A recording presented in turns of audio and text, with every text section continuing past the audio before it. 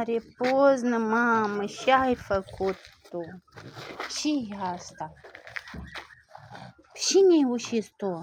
Mare, poznă, dar și eu și nu te hrănesc, ei. Și asta? Și în tremur. Eu, ia te uite, ia ca este, dă-te de aici, dați-vă de aici. Cine l-a ușit? Și tremur. Hai, las, că nu-ți mai fac nică. Dar mai mult nu mai faci așa. Când ne ducem în pădure, atunci dușește. Acasă nu-ți poate, mamă.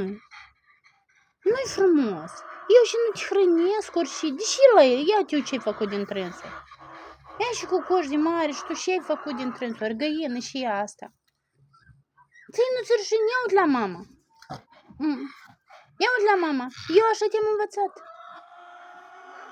Cantar.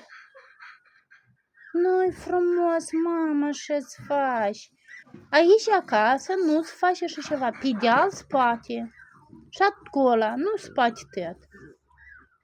Ai, ai, ai, ai, ai, ai, ai.